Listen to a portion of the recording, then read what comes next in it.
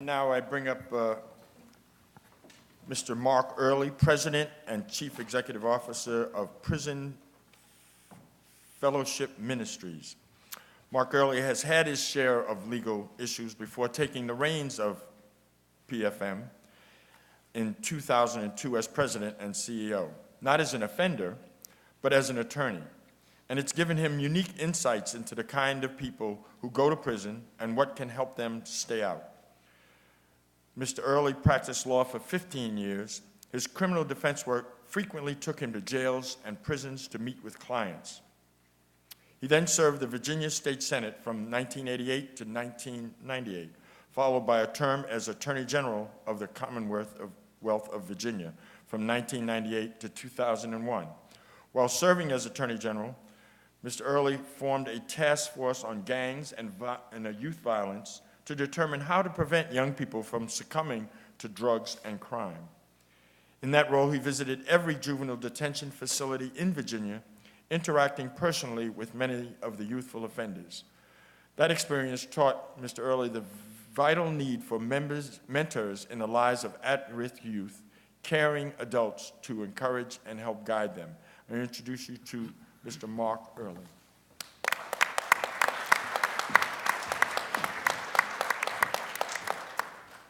Well, thank you very much, and I want to add my thanks to Congressman Wolf and Congressman Mollahan for their leadership, to the Council of State Governments, the Pew Center for the States, the Bureau of Justice Assistance, the Public Welfare Foundation for bringing us all together today.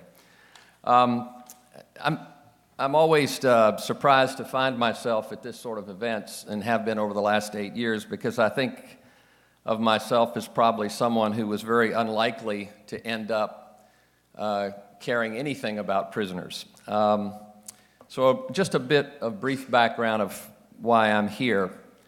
I spent, as you heard, 10 years in the Senate of Virginia and then 4 years as Attorney General, and that was from '87 to 2001. And of course, during the late '80s and '90s, all of us all around the United States at the state, federal, and local level were getting tough on crime.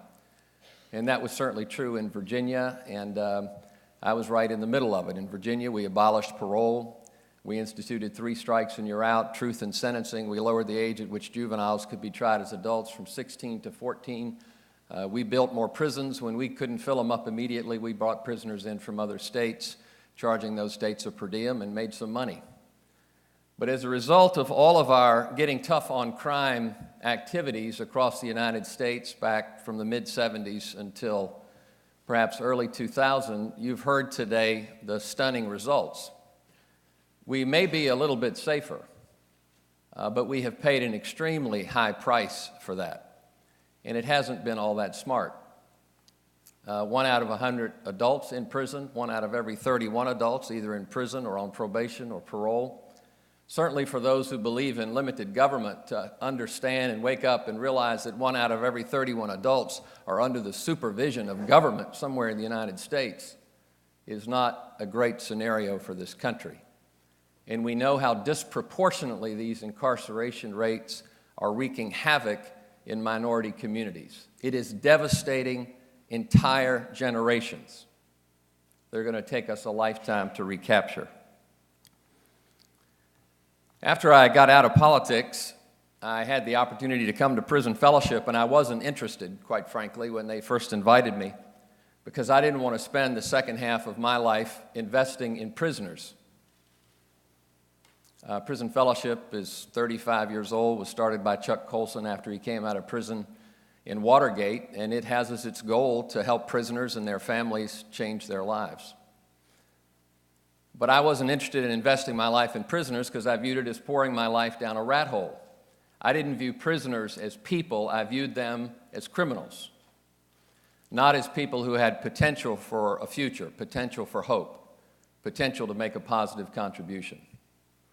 And I had to have an attitude adjustment, and it came through my faith. I won't go into all those details, but suffice it to say, I had been professing one thing for many years and acting a different way. I think we call that a hypocrite. I had read many times of Jesus' concern for prisoners, but I didn't take him seriously. Well, now I do. So what gets me up in the morning today is believing that prison doesn't have to be an ending place, it can be a sending place. It doesn't have to be the end, it can be the beginning. And we can do things differently in America, the way we treat offenders, so that, as Laurie said, we're not just tough on crime, but we're smart on crime, and actually keeping the public safer. You know, as sort of someone who's interested in the policy of this, I love the title, Adjustment, Reinvestment. But believe me, don't go out and talk about this to your neighbor this way. No offense to those who came up with the title. My neighbor's not interested in justice reinvestment. Half of them don't know what recidivism means, and reentry they associate with NASA. What they are interested in is public safety. They are interested in getting a good return on their tax dollars. And when 50% on average of the people who come out of prison in the United States end up back in prison, they're not safe, and they're getting a poor return on their tax dollars. That is common ground that has brought Republicans and Democrats, liberals and conservatives together on this issue to do something differently, to do something better.